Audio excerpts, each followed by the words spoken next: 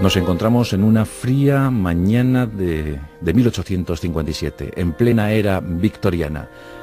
El 22 de febrero de ese año vino al mundo en Londres Robert, el último de una extensa prole. Eran 5 hermanos, él era el más pequeño. Y la familia era de eso que llamamos la clase media. El padre H.G. Baden-Powell era un reverendo anglicano y también profesor de geometría en la Universidad de Oxford. La madre, Henriette Grace Smith, venía también de una familia de rancio abolengo en la que se inscribían marinos, colonos en América, aventureros, médicos. La verdad es que esa mezcla de sangre, esa genética, dio un provechoso resultado. Era el año 1857. Tan solo 3 años más tarde fallecía el progenitor, dejando a la familia en una difícil situación económica.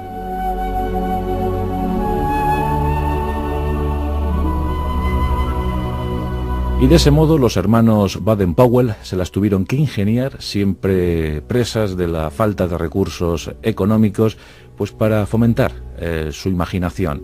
Hicieron pues del campo un lugar estratégico para aventuras, hazañas y sobre todo juegos veraniegos. Siempre que acababa el colegio, el campo era la solución para la familia Baden-Powell. Y como digo, desataban su creatividad buscando lugares propicios para jugar, para cazar, incluso para crear navíos, pequeños botes con los que remontaban el Támesis, con los que incluso se atrevían a adentrarse en el litoral marino. La verdad es que los hermanos se lo pasaban francamente bien, y el pequeño sobre todo, Robert, quien era el encargado de buscar esos marcos idóneos, esos lugares ideales para acampar, para entrar en contacto con la naturaleza o para cazar conejos y con ellos sustentarse. Los hermanos Baden-Powell tuvieron unos años muy felices, desprovistos de recursos económicos, pero eso sí, muy alentada su imaginación. Sobre la instrucción académica del pequeño Robert Baden-Powell, debemos decir que no era el mejor de los estudiantes, más bien lo contrario. Su expediente académico no relucía como era debido. La verdad es que no mostraba interés por las diferentes materias, pero sí mostraba una curiosidad extrema por todo lo que le rodeaba. Ojo avizor siempre, pendiente de una nueva aventura, una nueva hazaña en el campo, en la campiña británica. La verdad es que se prodigó en el dibujo, era un magnífico dibujante, y sus profesores sospecharon que no llegaría muy lejos en la vida, aunque no le faltarían recursos, no le faltaría imaginación para sacar su vida de la mejor manera posible. Y algo de razón llevaban, pues en 1876, cuando Robert contaba 19 años de edad, se presentó ante él la vocación a la que se aferró como un bendito, y esta fue la militar. Deseó ser militar. Él pensó que daría cauce, que daría sentido a su existencia inscribiéndose, alistándose en las filas del ejército británico. Las pruebas de selección eran durísimas, sobre todo si pretendía ser oficial, y él quiso ser oficial. Y a decir de las crónicas, consiguió una evaluación magnífica, excelente, con una alta nota que le propició un cargo, un rango de subteniente en el ejército británico. Su destino, la India.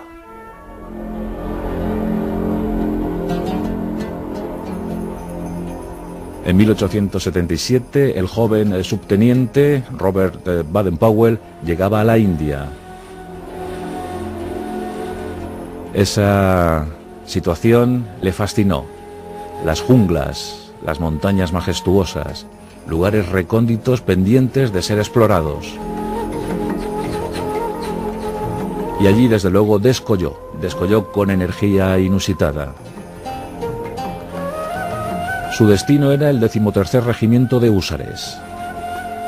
Y allí se le daba mucha importancia a la exploración. Los scouts, los exploradores, intentaban prospectar las mejores zonas para cuarteles, para misiones, para acercar a los siempre movimientos subversivos. Y esos exploradores encontraron un jefe adecuado, adecuadísimo diría yo, en la figura de Robert Baden-Powell. El joven oficial hizo alarde de sus conocimientos adquiridos en la campiña británica tiempo atrás. Y desde luego fue muy útil para sus superiores, organizando patrullas de exploradores que dieron los mejores reconocimientos, las mejores noticias al 13º Regimiento. Fue aquí precisamente donde Baden-Powell acuñó uno de sus lemas que le acompañaría el resto de su vida. Ese lema que hoy los Scouts lucen orgullosos era el de siempre listos. Y es que eso pretendía Baden-Powell, que todos estuviesen siempre alertas, siempre listos ante cualquier eventualidad, aprovechar de la mejor manera posible los recursos naturales, las situaciones que ofrecía el territorio, la orografía y sobre todo conocer a las gentes con las que se iba a tratar. Esto desde luego le sería muy beneficioso en su existencia, en su carrera militar. En aquel tiempo el Reino Unido era el mayor imperio de la época y las tropas británicas se tenían que multiplicar en diferentes campos de actuación. Por supuesto el subcontinente indio, pero también el cono sur africano. Y esa tierra fue visitada por Baden-Powell en alguna que otra ocasión. En la década de los 80 del decimonónico siglo estuvo en Sudáfrica y combatió contra elementos aborígenes siempre levantiscos. Baden-Powell y sus hombres se enfrentaron a tribus tan distintas, tan variadas como los Ashanti, como los Matabeles, o como, claro, los dueños y señores de aquellos territorios, los zulúes. Su fama, su prestigio fue increciendo, y al poco ya le conocían como el lobo que nunca duerme.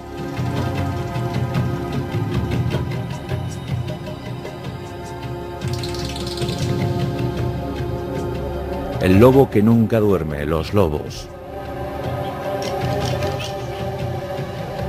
El término nativo era impisa. El impisa Baden-Powell, desde luego que se hizo notar y volvió a la India, pero al poco tuvo que regresar a su querida Sudáfrica, pues los Boer, los antiguos, los primigenios colonos holandeses, estaban a punto de levantarse en una revuelta sumamente sangrienta. Se estaba preparando, se estaba gestando la Segunda Guerra Boer. Y es aquí donde Robert Baden-Powell, ya ascendido al rango de teniente coronel, va a alcanzar su máxima dimensión. Nos encontramos en octubre de 1899, en los albores del conflicto. Ese conflicto que vio nacer, por ejemplo, los campos de concentración, una creación de los británicos. Bien, pues el 11 de octubre de 1899 estallaba la guerra. El teniente coronel Baden-Powell se encontraba en la localidad de Mafeking. Mafeking era un núcleo esencial para la defensa de Sudáfrica. Un centro, un epicentro de comunicaciones. Se decía que quien controlase Mafeking controlaría Sudáfrica. Era una población pues aparente en cuanto a número de habitantes, unos 7.500 africanos y 1.350 británicos. Este núcleo poblacional era defendido por una guarnición de apenas 700 hombres, un modesto batallón de ingleses que al poco de estallar la guerra se vio envuelto por una nube de Boers. La cifra varía, según los investigadores, entre 6.000 y 9.000 Boers cercaron la ciudad. ¿Pero por qué no la tomaron al asalto? La respuesta es clara. Al frente de la guarnición se encontraba el teniente coronel Robert Baden-Powell, dispuesto a desplegar todo su conocimiento en la defensa de Mafeking. Contaba con escaso armamento, ya digo, unos 700 soldados, un batallón, reclutó entre la población británica otros 300 voluntarios y armó a 750 nativos. En total poseía unos 1.700 efectivos, con 4 cañones de pésimo rendimiento, de muy mala calidad, algunas ametralladoras de posición y, eso sí, el ingenio del teniente coronel Baden-Powell. En los previos al estallido de la guerra, Baden-Powell se había ocupado de fortificar de forma secreta la localidad a fin de no enojar a los Boers en ese momento en tiempo de paz. Creó una suerte de estrategias que le fueron, desde luego, claramente beneficiosas. Una de ellas fue, por ejemplo, sembrar los campos circundantes a Mafeking de latas de metal, llenas de arena, pero que él hizo saber a todo el mundo que aquello eran minas potentísimas, Explotó un par de cartuchos de dinamita para hacer ver que estaban haciendo pruebas en la zona, puso carteles diciendo "ojo, campo minado", como advertencia a los agricultores, y todo el mundo pensó que Mafeking estaba rodeado por las minas. De igual modo, hizo creer a los presuntos enemigos que estaba alambrando toda la zona. ¿Y cómo consiguió hacer creer que alambraba la zona sin poseer un solo metro de alambre? Pues muy sencillo. Ordenó a sus soldados que durante varias jornadas se arrastrasen por el suelo mientras otros hacían entender o hacían ver que colocaban algo entre un poste y otro. A distancia eso era invisible y todo el mundo pensó que Mafeking había sido rodeada por el alambre de espino. Luego levantó una suerte de complejos, de edificaciones de fortines, en los que hizo pensar al enemigo que había piezas artilleras. En fin, que Mafeking apenas tenía armamento digno para una defensa o para repeler una ofensiva del enemigo, pero el ingenio, la habilidad de Baden-Powell llegó a crear un ambiente en el que los Boer se delucidaron que aquello sería muy difícil de tomar al asalto y por tanto recurrieron a la técnica del asedio. Si los Boers hubiesen tenido mejor información, seguro que la historia de Baden-Powell hoy no la podríamos contar. Pero aquel hombre hizo lo imposible, hizo un milagro.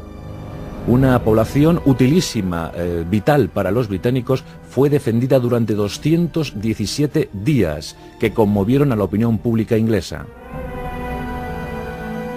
Durante el día, ya cuando los Boers llegaron el 14 de octubre, durante esos días, Baden-Powell ordenaba que las piezas artilleras se moviesen constantemente, que fuesen de un lado de un reducto a otro, disparando lo que podían, para hacer entender que había muchas más piezas de las que realmente tenían, ya digo, 4.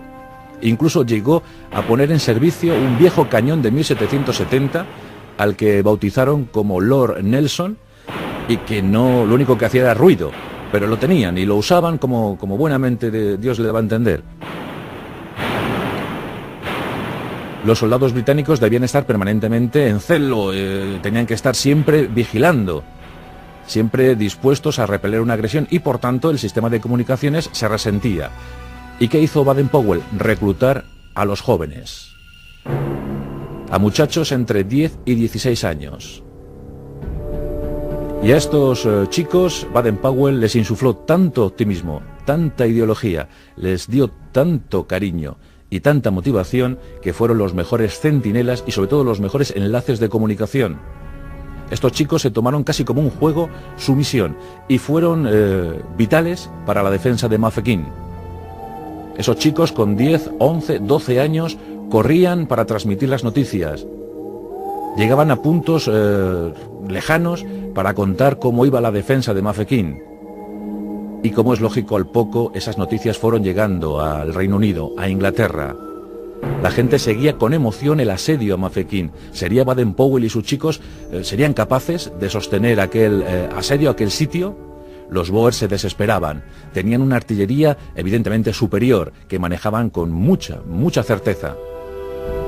Pero a pesar de sufrir bajas, y Baden-Powell sufrió bajas en aquel sitio, parecía que no, parecía que se recuperaban, los uniformes se volvían a poner en uso, parecía que había más munición de la que realmente tenían, había usado todos los recursos al límite, había puesto en marcha su imaginación desbordante, concebida años atrás, en ese momento clave, en ese momento crucial de la guerra Boer. El 16 de mayo de 1900, tras haber sufrido muchas bajas, los Boer levantaban el sitio a Mafeking. La noticia explotó en las calles inglesas. Fue todo un éxito, un acontecimiento, y el héroe de aquella situación, el héroe de aquel episodio, era el teniente coronel Robert Baden-Powell. Orgulloso, recibió una notificación desde la metrópoli, y esta era que la reina Victoria, por sus méritos, le ascendía a general. Mafeking se había salvado con sus habitantes, lo que dio un espíritu y una moral inusitada a las tropas británicas que luchaban en Sudáfrica. El general, el flamante general, fue recibido de forma multitudinaria en su país natal. Todo el mundo hablaba de él. Era el héroe del momento, el defensor de Mafeking. La reina le recibió y le comentó que un libro suyo, aquel que había escrito, aquel libro llamado Ayuda al escultismo, pues circulaba como materia didáctica, como materia de lectura entre muchos profesores, muchos docentes que inculcaban a sus alumnos pues el espíritu, lo que ese libro reflejaba en sus páginas: amor a la naturaleza y sobre todo solidaridad con los desprotegidos, mirar sin prejuicios a cualquiera por diferente raza, religión o ideología que mantuviese. Y esa fraternidad, esa hermandad, desde luego fue muy valorada en aquel tiempo tan necesitado. Baden-Powell, sorprendido por lo que había ocurrido, ver que su libro era materia en los colegios, en las aulas, pues decidió ponerse en marcha, manos a la obra, y entabló conversaciones con un editor, Arthur Pearson. Consiguió de este fondos, financiación, lo primero para publicar en quincenas, en entregas quincenales, su manual Scout.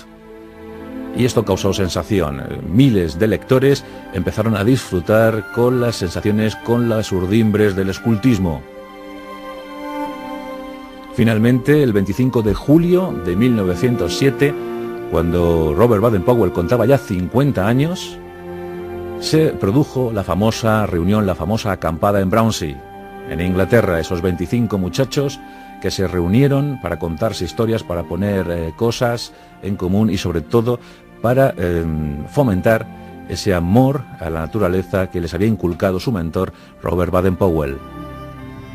En 1910 el veterano general abandonaba el ejército. Ya se entregaba con entusiasmo a su nueva actividad, pues crear un grupo de muchachos, de jóvenes entusiastas que mejorasen la vida de sus coetáneos. En octubre de 1912, por cierto, mejoró la suya también, la de Baden-Powell, pues conoció en un crucero hacia el Caribe, conoció a una muchacha de 22 años de edad, bastante más joven que él. También resulta que Olaf Sancler Soanes había nacido el 22 de febrero, pero de 1890. Tenía 22 años, 33 menos que el que sería su esposo Robert. Pero se enamoraron y juntos pues fructificaron una unión de la que vinieron 3 hijos. Eso ocurría en 1912. Al poco estallaba la Primera Guerra Mundial y, para sorpresa de todos, más de 150.000 chicas y chicos se habían alistado en los Scouts. A ellos se les encomendó custodiar los lugares clave del Reino Unido en ese momento terrible del primer conflicto mundial. Y los 150.000 chicos y chicas cumplieron a la perfección con sus objetivos. Se hicieron tremendamente populares. Tanto que nadie dudaba que los Scouts serían ya una más que gozosa realidad. En 1920, en Olimpia, muy cerca de Londres, se produjo la primera reunión mundial de los Scouts, porque el mensaje que había emanado del Reino Unido había llegado a muchísimos países ya, y en Olimpia se reunieron en una jamboree, así se llaman las reuniones mundiales de Scout, pues miles de jóvenes que desfilaron orgullosos ante su mentor, ante su tutor, al cual nombraron, por supuesto, jefe Scout mundial, no era menos.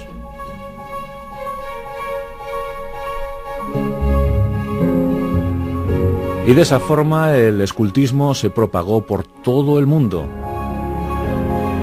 En cada país del globo terráqueo existe un grupo de Scout.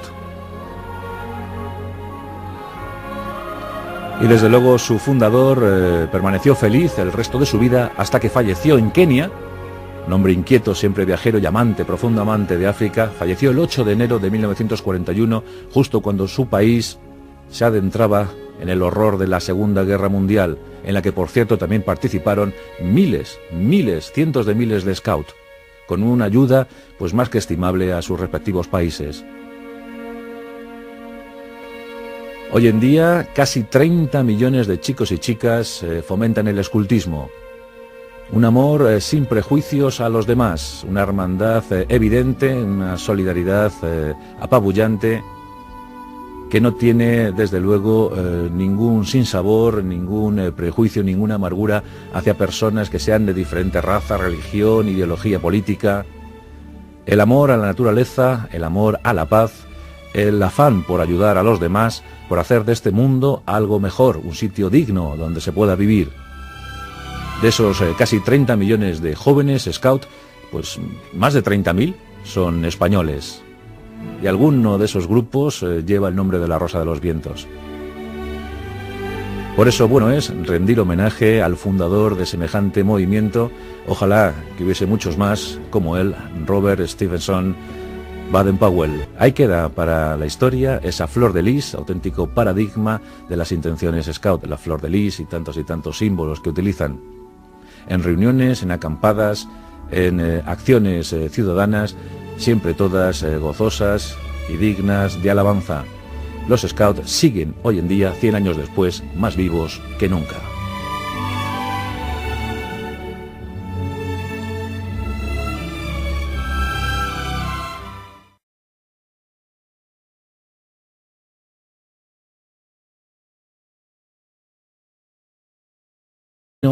Colonos en América, aventureros, médicos. La verdad es que esa mezcla de sangre, esa genética, dio un provechoso resultado. Era el año 1857. Tan solo 3 años más tarde fallecía el progenitor, dejando a la familia en una difícil situación económica.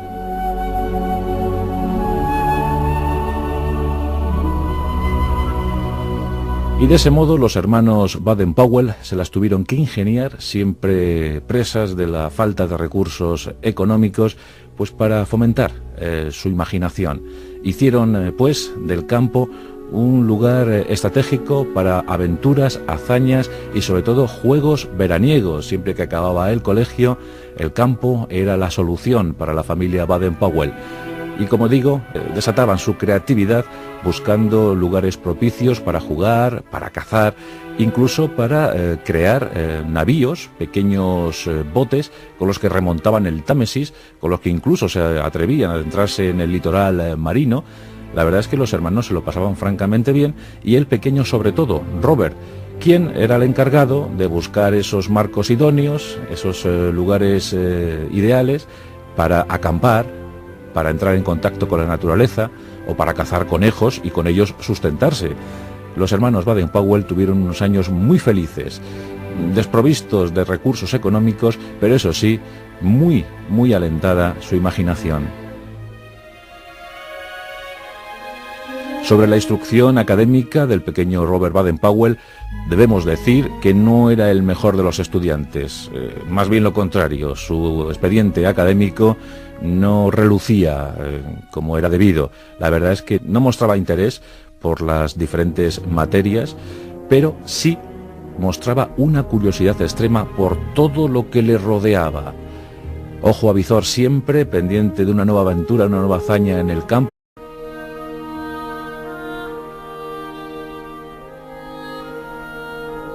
Nos encontramos en una fría mañana de 1857, en plena era victoriana. El 22 de febrero de ese año vino al mundo en Londres Robert, el último de una extensa prole. Eran 5 hermanos, él era el más pequeño. Y bueno, la familia era de eso que llamamos la clase media. El padre H.G. Baden-Powell era un reverendo anglicano y también profesor de geometría en la Universidad de Oxford. La madre, Henriette Grace Smith, venía también de una familia de rancio abolengo en la que se inscribían marino en la campiña británica. La verdad es que se prodigó en el dibujo, era un magnífico dibujante, y sus profesores sospecharon que no llegaría muy lejos en la vida, aunque no le faltarían recursos, no le faltaría imaginación para sacar su vida de la mejor manera posible.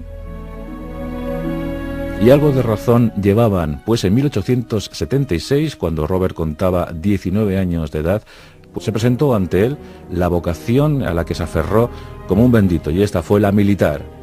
Deseó ser militar. Él pensó que daría cauce, que daría sentido a su existencia, inscribiéndose, alistándose en las filas del ejército británico.